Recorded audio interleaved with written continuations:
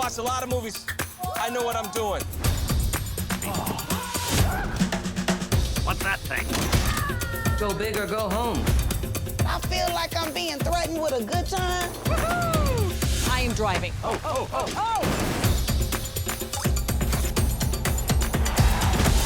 Why are you so handsome? My dad was a weatherman. Basketball season is over, but baseball season is just getting started. To keep the 162-game season exciting, look no further than DraftKings Sportsbook. With each game comes a new opportunity to win big. All new customers can turn $5 into $150 on any baseball game. Now that's a grand slam. No matter if your team wins or loses, new customers will earn $150 in free bets if you wager $5 or more. If Sportsbook isn't available in your state yet, you can still feel the thrill of baseball season with DraftKings Daily Fantasy Contests. Download the DraftKings Sportsbook app now. Use promo code SMOKE. Throw down just $5 on any baseball team of your choice and get $150 in free bets no matter what. That's code SMOKE at DraftKings Sportsbook.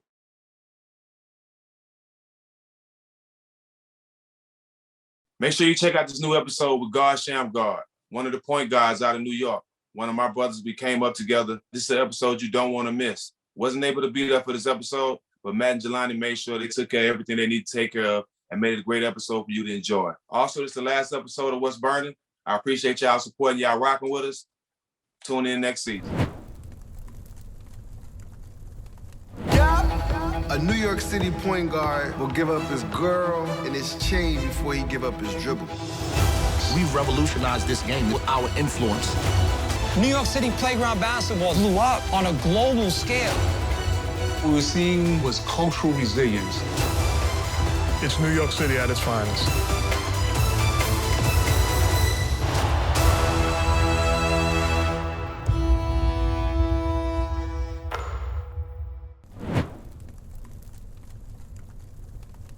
Welcome back to a special episode of All the Smoke with the legendary, the one and only, God Shammgod. Welcome to the show, bro.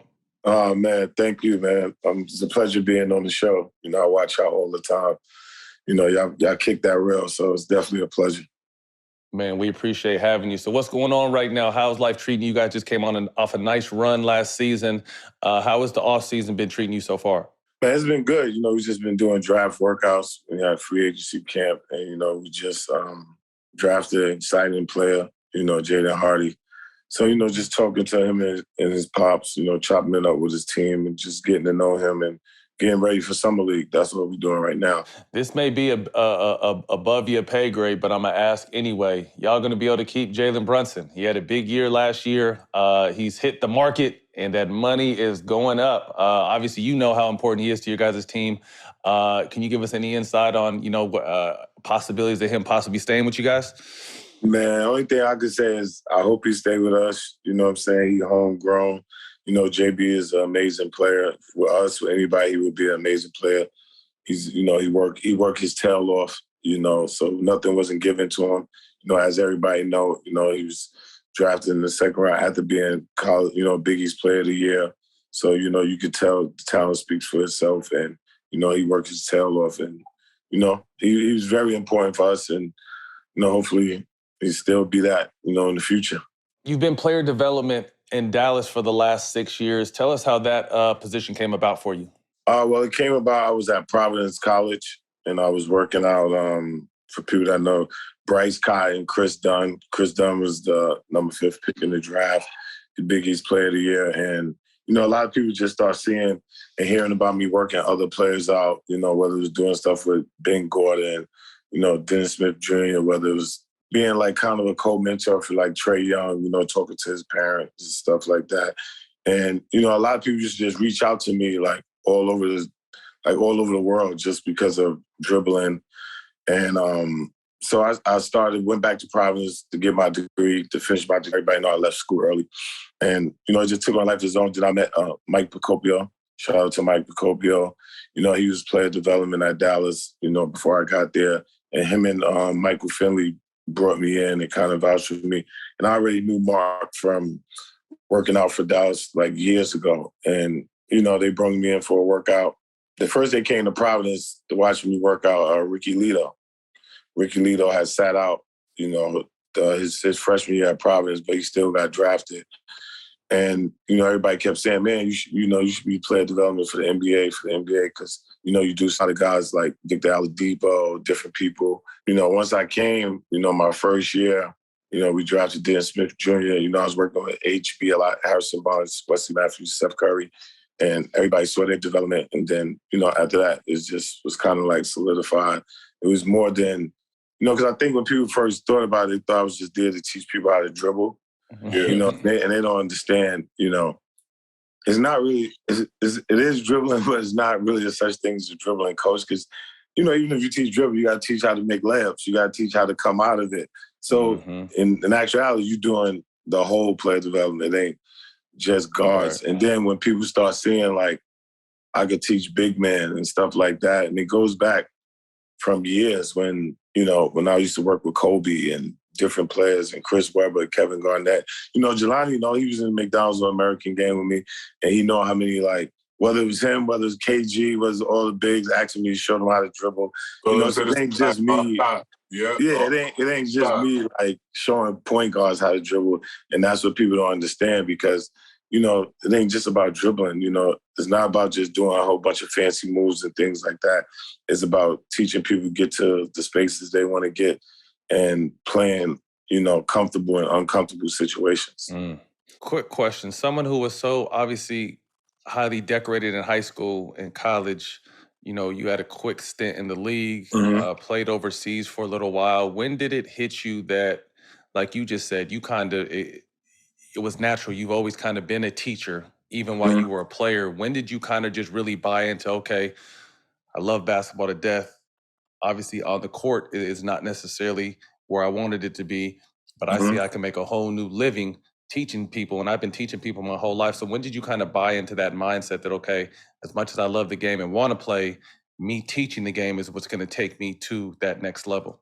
Yeah, I mean, I would say, like you said, obvious, you wish you'd be, Hall of Fame, playing the NBA for a whole bunch of years and things like that. I would say I had just got MVP in China, and then, like, I had got my knee scoped, so I went back to Providence to rehab. Mashawn Brooks was there. This was like Mashawn Brooks, like, sophomore year. And I was rehabbing, and they was asking me, like, can you talk to him? There's like, he's a good player. He's on the verge of something, but, he's got a lot of stuff going on. And they was like, can you help him? And I was like, yeah, I'm up here working out. We can work out. And actually, right after that, I went back to China, and he had a great season. And everybody was talking about, like, how much I helped him. And then he was saying how much I helped him. And then, like you said, I was getting older, and I was like, man, I had two years left of my contract in China. And I was like, do I want to stay over here and play? And then the AD at the time, me and him went to school together. And he was like, man, you should come back and be an assistant coach at Providence. And I was like, I really don't know. But then at the time, I was like, well, this would be a perfect opportunity for me to get in coaching, because if I keep playing 2 more years, I don't know who would be the coach here. And then Ed Cooley really embraced me to come to Providence to be a coach. So I was like, man, I got to take this opportunity now, because I don't know, 2 years later, I might not have this opportunity to walk into this. So, like you said, I was thinking about long-term, and I was like, man, I might as well do this now. And then what also helped, I remember right before the Lakers played Boston, and they did an interview with Kobe, and Kobe was like, yeah, because I have never said nothing about it at that point. And Kobe was like, yeah, Shammgod taught me how to dribble and stuff like that. So, of course, when Kobe says something, the whole world listened, and everybody started hitting me up like, yo, can you do this? Can you do that? Can you do this? And I was like, all right, cool. And then after that, like you said, I came to grips with it more than I think other people did, because other people was like, man, you should still try to play. And I was like, nah, man, once I came to grip with it in my mind, I was like, this is what I'm supposed to do. Yes, sir. Well, once they name a move after you, right, you come up with that transition a little easier, and the people you were able to get to and teach, those parts of the game that come natural to you. I think that's why you were able to have a easier transition. Shout out to the CBA too. I played in China for a couple of years. You know what I mean? I know how you can get your game off over there. You know what I mean? Shout out to the CBA. Sham, you're one of the main characters coming out in Showtime's in a documentary that will be premiering on Showtime on July 29th, Point Gods. Talk to us a little bit about Point Gods, you know what I mean, and the project, and and how was that for you going through the whole process? Man, for me, it was, like I said, shout out to KD, Rich Kleiman, and Boardroom for even having me on there, want me on there. Because I'm on there with great players that I looked up to, of course, being from New York. It was Rod Strickland, Mark Jackson, Kenny Smith, Pearl Washington, rest in peace. Even my peers that's around my age, Skip to my little Rafe Austin, Stephon Marbury, just people like that. For me, it was amazing because, like I said, for me to be lumped in a group of guys like that that's done amazing things, like in New York City and across the world, like I said, for me, it's amazing because, like, me coming up, class of 95, me and Steph was both point guards coming from New York. And all we wanted to be was, like, a person like Kenny Anderson, right. Pro Washington. At that point, Kenny Anderson was, like, the best thing walking, his Lethal Weapon 3, and for him to be from New York City. I mean, he had big dudes wanting to be Kenny Anderson. Yeah, he did the move against Bob Hurley, the NCAA tournament. That was amazing. And, that's all we wanted to do at the time. So when Rich and them asked me, of course, it was an honor for me to do it just to know my impacts on ball players, growing up, dribbling, and people from New York City. I think it's just a great documentary. Every state has something, and, and New York City is known for point guards, so I think this is going to be a good thing for not just the local people, but just for the world to see. Does it ever resonate with you? Because I think sometimes as individuals, we're always moving on to what's next and always on that, eternal grind. But the fact that you never really had a long, successful NBA career, but still your name is mentioned with greats and, you're still remembered as one of the ones. But yeah. I think, does it ever register to how motherfucking dope you really are, even though you didn't necessarily, the NBA takes a lot of luck. It takes a lot of luck to happen. It's not always skill. Yeah. Most of the time it's luck. But for you to not necessarily make it in the league, but to still kind of, you got your own fucking shoe deal. You know what I mean? Like for you to still do and accomplish all these things without the long NBA career, but still be talked about in these circles and be a part of projects like this, do you ever just sit back like, yeah, I was a cold motherfucker, even though the other shit didn't pan out. I definitely did my thing. I just want to make sure you know how nice you are and how important you are. And like you said, the impact you had on the game without necessarily having that long NBA career. Like you just said, like, I don't never realize it because the difference, and it's not like, and I don't get into old school, new school, but the difference is like, I grew up around a lot of real dudes. You know what I'm saying? Just like, I don't cross paths with a lot of real dudes, like whether it's you, Matt Barnes, whether, me and Stack Jack been places together, Jelani McCoy. I'm talking about at a young age, you know what I'm saying? So like, growing up in the era of the Kobe's and the people told you the truth and stuff like that. So everything for me, it is amazing because, everything for me happened organic. We live in a culture now where people try to create stuff instead of letting things be organic. And the one thing about organic love never fades. Yeah, absolutely. You know what I'm saying? When there's love, when there's stuff that just happens and people know you're not trying to do this, trying to do that, that's the real stuff. So organic love stays. And for me, it's amazing for me because most people see their inspiration like when they die. You know what I'm saying? I get to live in my inspiration every day. Right. You know what I'm saying? And then being a part of the NBA now, when people do moves and certain stuff like that, I'm sitting right there and they're like, oh yeah, Shammgod's right there on Dallas Maverick bench and stuff like that. So I get to see my inspiration every day and my impact. And like you said, it's not about, if I played 30 years, 40 years, it's about the respect and the people and the love that people show me. And it's funny because, one year me and Chauncey was in Vegas and me and him was laughing because it was like a group of kids like walking down the street and they walked past both of us and we was just sitting there talking. And then the kid come back and he's like, oh, we sitting there. I'm like, oh, okay, he about to ask Chauncey something, whatever. He come back and he's like, hey, aren't you Shammgod or whatever? And I'm like, yeah. And then I'm like, yeah, so we just start talking. He's like, and then he asked Charles, he's like, hey, can you take a picture like this whatever. And I'm like, yo, this is Charles. So me and Charles, we walk off and we laughing. That's funny. We right. laughing, but me and Charles got 15 years of friendship. So we laughing and Charles like, yo, that's crazy. Like, I'm Hall of Fame, this is that. And these kids, they recognize you. And he was like, and Charles has always been like a person I could call, talk to, you know, talk things out. Like even when I was getting back into the NBA. And he the main one, you know, kind of like you said, he's like, man, you don't know how big it is. Like, bro, you got a shoe, you got this. He was like, yo, that's so crazy. He's like, I know you probably don't realize it now. He's like, but that's so crazy. Absolutely. Chauncey always been like that since 95, since the first time I on the McDonald's All-American game, or if you see him on the cricket, like you can pull up. He's never had a big ego. He's only cared about basketball. And if you go left, he can get your ass back right, or at least somewhere close to the middle. So I'm glad I'm glad to know that class of 95 still kept that whole. I feel like, you know, there's a group of us throughout the years, we catch up with each other and we remind each other that we was a cold-ass McDonald's high school All-American class. But because it's crazy. Like I try to tell people, I'm like, from the time we was in the McDonald's All-American, going to the mall, getting our ears pierced and all that other stuff, I'm like, yo, the 95 class was it was like so close. Like even to this day, I'm like, it was like a brotherhood. Like to this day, like when I see Kev, when I see everybody, it's like, it was just like yesterday.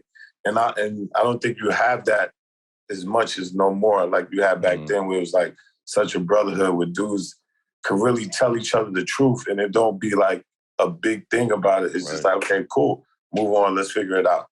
Because it's genuine love. Real quick, so your title is player development, correct? No, this year I got promoted, so it's assistant coach player development.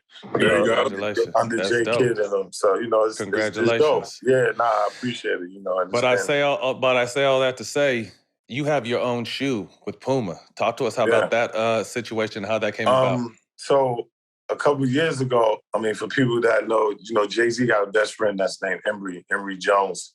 And Emory's like, you know, he's like the culture person like that the brands go to. And he had called me one day and he was like, hey, are you signed to anybody right now? And I was like, nah. He was like, you know, Puma's trying to come back to the culture.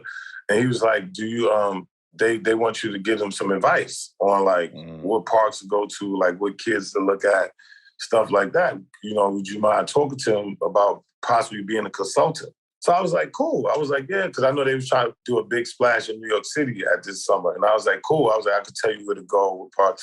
So then I get on the phone and we're talking about what they're looking for in an athlete, like to try to, you know, bring it back to where it was before.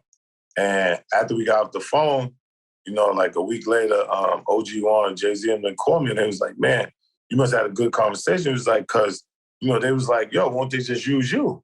And I was like, oh, okay, cool. And it was like, you're a part of the culture. You know, all the kids look up to you for dribbling and stuff like this. And I was like, yeah, it makes sense. And then we were talking about, because I was like, I don't want to do it unless I can't do stuff for my community. You know what I'm saying? I want to make sure I do a whole bunch of stuff for the community. And then the craziest thing that happened, you know, like you were saying earlier, Matt, like organically, for some reason, like as soon as I signed with them, you know, that summer going into the season, everybody was doing the move. So then it was like, it just was like, bam, perfect timing. Bam. It's like I said, organically came. And then that's when Russ did it. Russ finally did it.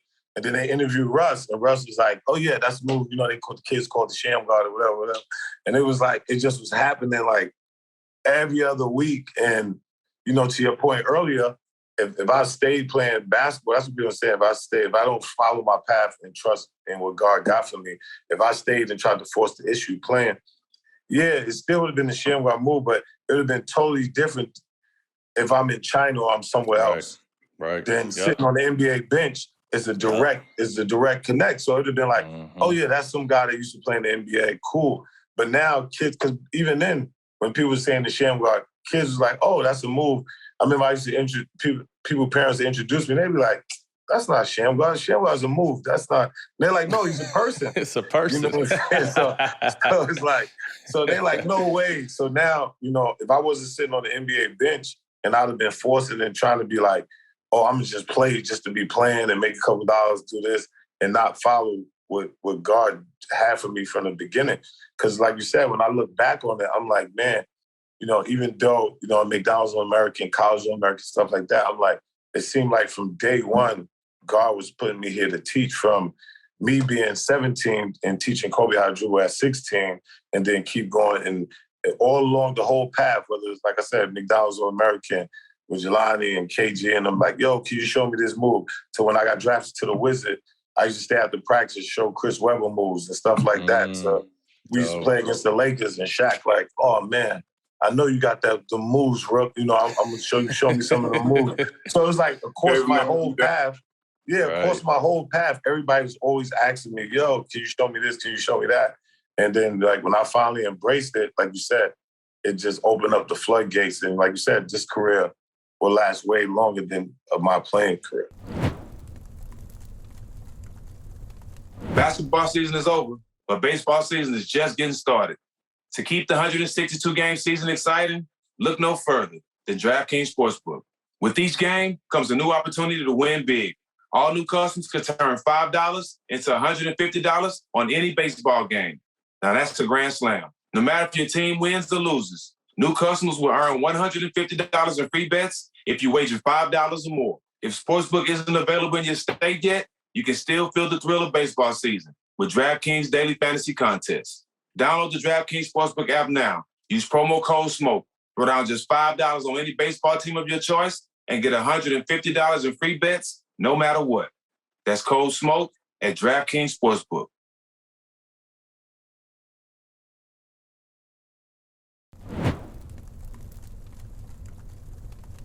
Well, you just told us all the people that kind of recognized the game, but how did the move itself come about? Break this down for us. So what happened is, Kansas used to do this move where he would go one side and skip his legs and go between the legs. So as I was growing up, Rafe used to always do, they used to call him Skip to my Lou, he used to skip up the court. So we used to always do, watch that skip move, stuff like that. And then there was a guy named Sherman Anderson that people would never probably know, ever. But in New York City, everybody know him because at one point they thought his name is Sherman Anderson, at one point they thought him and Kenny Anderson was brothers because of the way he dribbled.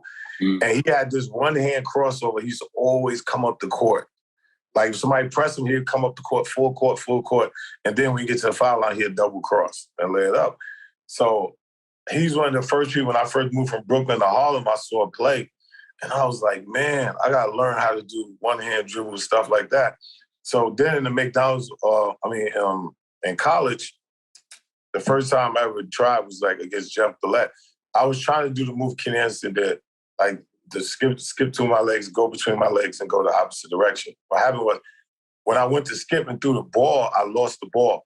The guy reached for the ball, so the only thing I could do was pull back at the time. So at this time, I used to always watch, like me learning how to dribble, I didn't have no big brothers. I didn't have none of that. So I used to always watch videotapes in slow motion.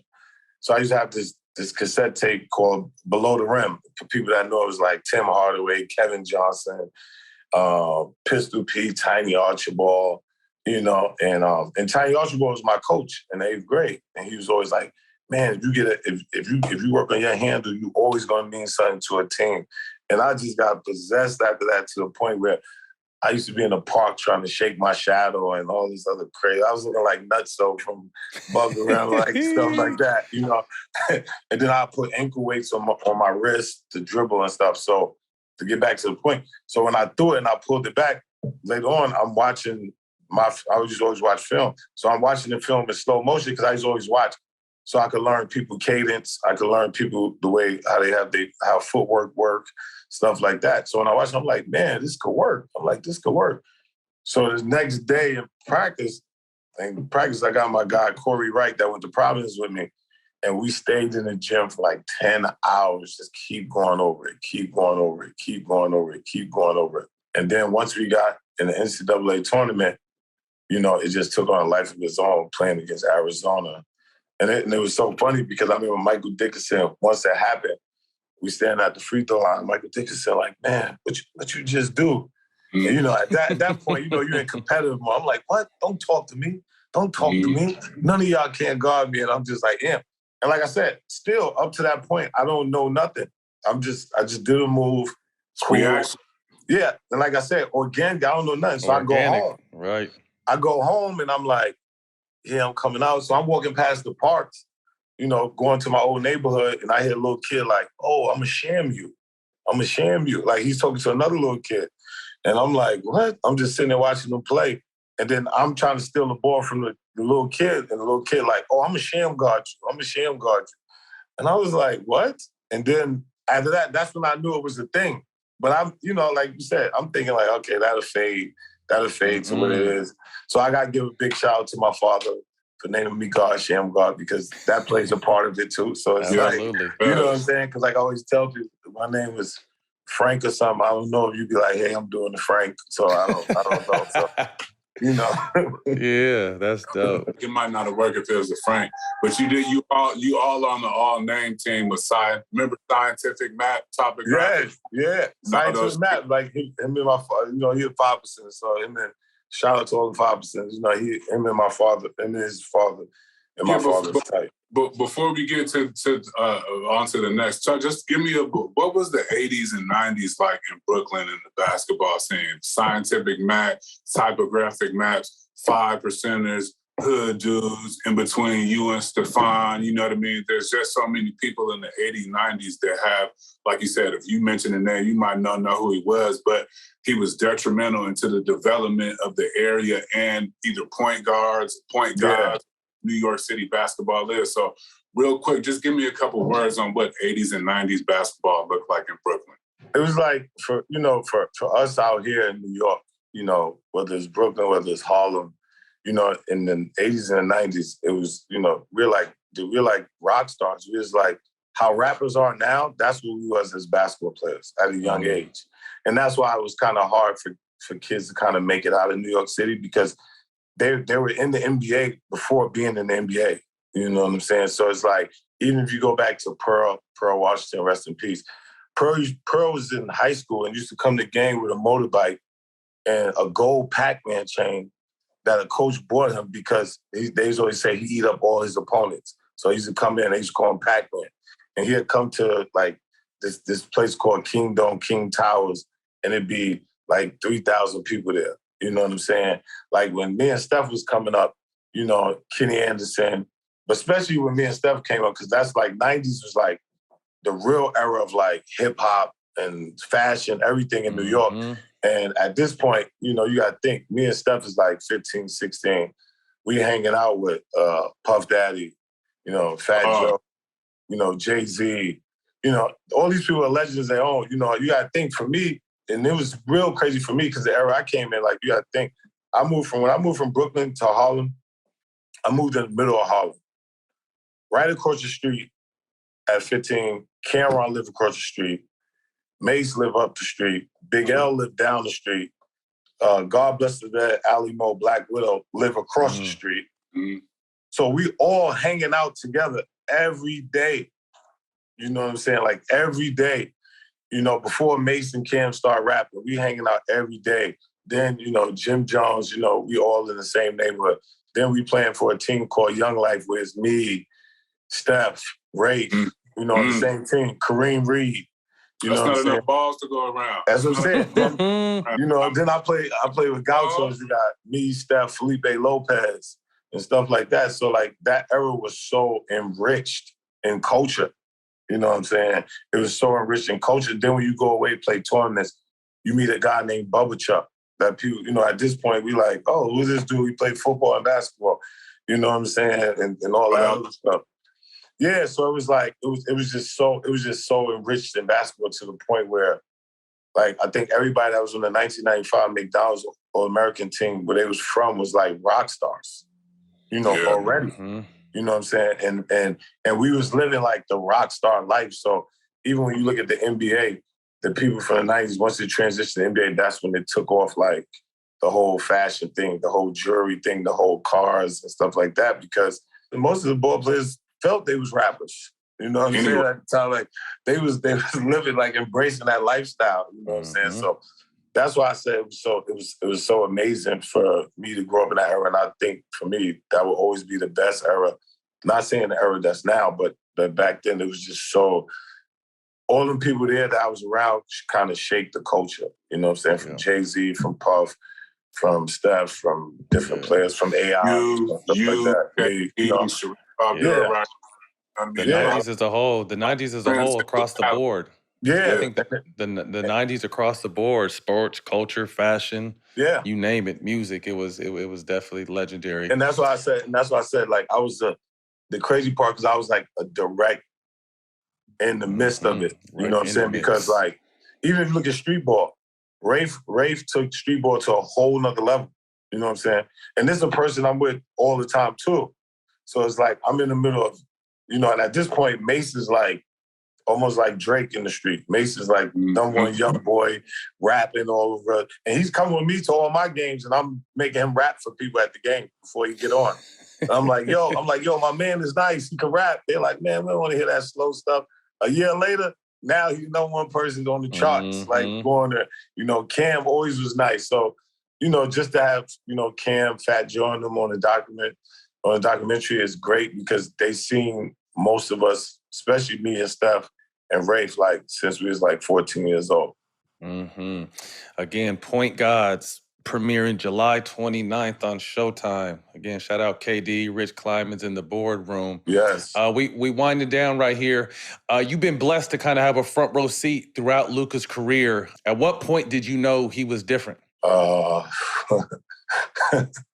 first practice we had, everybody in the gym knew he was different. The first practice, because like he was throwing passes, he was doing all type of stuff. And then like for people that know, like people know how competitive I am. People know how competitive Dow Armstrong is, the great Dow Armstrong. And we would challenge him every day, and he would want to play us one-on-one every day.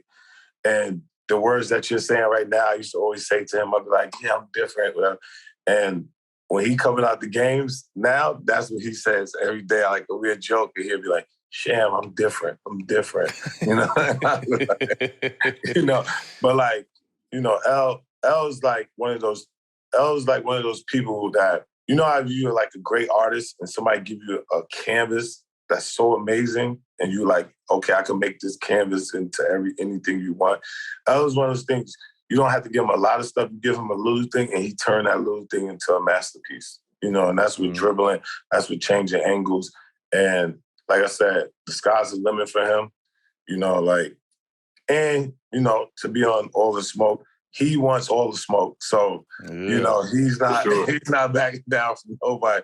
He wants all of it. And he's just a great player, great competitor. And the one thing that's great about him, he's a great person. Like he's a good kid, He's a good kid. He listens, and, he's going to work his tail off. And, he just want to win.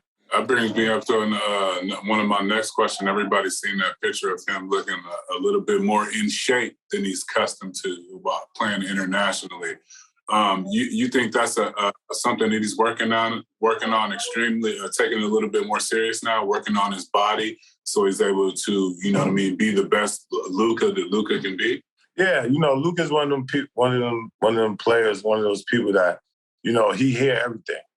Like he hear everything, and he's gonna make the adjustment, that he see fit, and he's gonna prove people wrong all the time. And for him, I just think, when he did so much that he did the year before, of course you gotta relax your body, and stuff like that. Maybe it's too much, maybe not, but like right now he's taking everything serious, and he hear everything, and he sees like what such impact he makes on the NBA and on our team. And, he just want to get us off to a great start next year. And I think he's going to do everything possible that he can to make sure that happens. Absolutely. Being someone who gets an opportunity to work with him, what are some of the kind of stuff you guys work on? Is it anything new, or is it kind of fine-tuning what he already has? Nah, it's more fine-tuning. Like, Luka came here. With the package. Yeah, he came here great. He came here good. It's our job to always help to make him great, you know what I'm saying? Because he already came here good, you know what I'm saying? So if you don't make somebody that's good, great, then you're doing them a disservice and yourself a disservice. So like, for him, everything's just more fine-tuned. You know what I'm saying? Because in his mind, you know how the great players are. In his mind, they have things they want to get done. They have things they want to accomplish and how they want to accomplish. So it's just our room. It's just our. We just have to give him room to insert us into what he wanted to do for us, talking about player development, like to get accomplished. You know, he might come and say, yo, I want to work on back downs. I want to work on this. I want to work on, it could be just, yo, you guarded him and put in different body types on him just so he could see it and get the right angle. So now when he's in the game, everything is live and, you know, he's going through the process in his mind. Because like I said, like Luke is he's one of those savants, you know what I'm saying? And he got the it factor. You know, there's a lot of great players, but there ain't so many great players that have the it factor. And as everybody see, he got the it factor. The one thing that you just mentioned that I loved, and I remember Kobe talking about this, like the trainer should never tell you what you need to work on. You need to know yourself what you need to work on. You know what I mean? Exactly. And the fact that he knows exactly what he wants to do at his young age, Luka the Great. It's going to be a beautiful thing to watch, man. Yeah. I think also it's having a guy like Shammgod on the staff who understands. You know, he was a maestro with the basketball. He knows what people are reacting to or switching up to or keying on. So it's also about having people on the staff to understand, hey, this dude don't need too much. He sees something we don't. We need to try to get on the same page. So like you said, it's an even exchange. Like another word you use, organic, as opposed to going in there with a plan. 100 crossovers, right to left. Sometimes some people who do basketball development people, they go haywire when you can. On their little cheat, you know, they'll trip out a little bit. You know, Shammgod has always been, since I've known him from '95, he's been able to adjust on the fly very quickly. Like I could come up to Shammgod in '95, but yo, teach me the Shammgod. No, what you need is a basic 1-2, hit him with a cross and get the fly. No, you don't need that. Let me give you this, and you're gonna be straight. To go back, work on this, and you're gonna be straight. So, like I said, like I want to give you your flowers, and you know, as a class of '95, and let you know it's not just savant talent. It's savant talent mixed with people like you who understand the game, the man. You know what I mean? Why people think, why some people, you know, savantish things. So it doesn't work that way without you. That's why you got, you know, that's why your job title changed. Yes, congrats. You know, that, you Jalen Brunson. I appreciate it. Like I said, I appreciate it because it's like, you know, and that's, you know, like Matt know this because he's, you know, been in the league for so long, and then he knows like Jason Kidd and stuff like that. Like the way Jason mine is, you know, he wants everybody to be better. You know what I'm saying? He wants everybody to continue to grow because he's been such a giver. You know what I'm saying?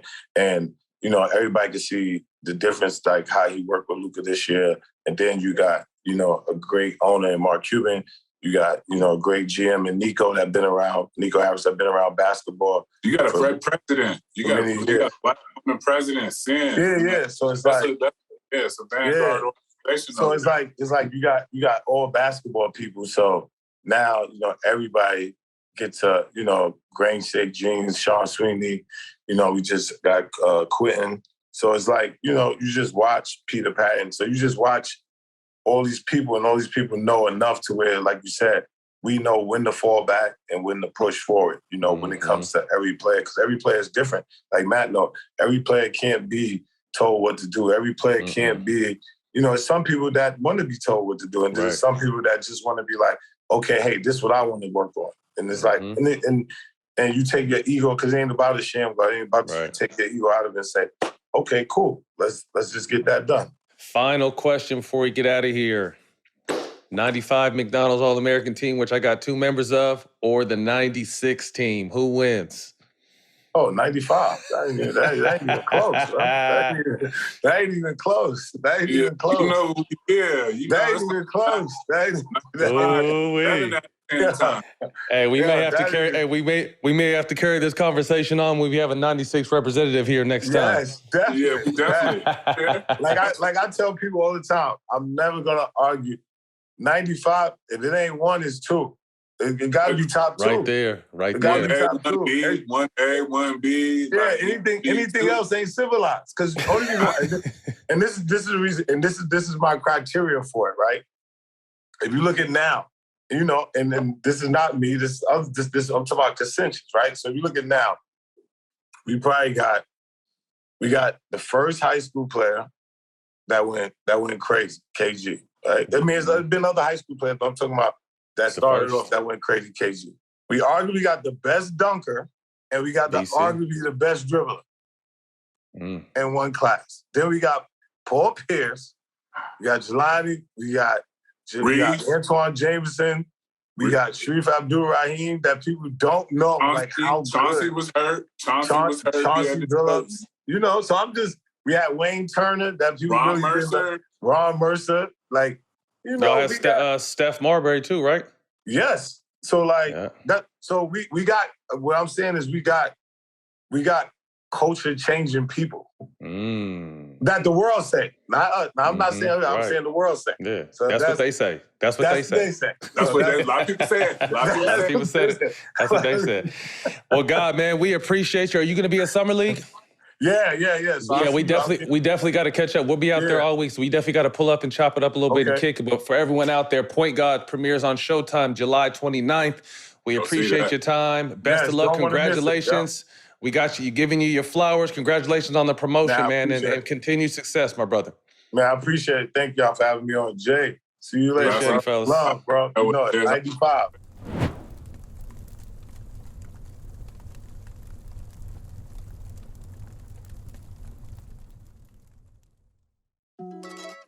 I want a new start for me and my son. It's time to start a new chapter. Love isn't just a word. It's by how you show up. Sometimes things don't go the way you plan. I'm not the one who's causing all the damage around here. The only way we're gonna change Chicago is if we do it from the inside. Feel like we're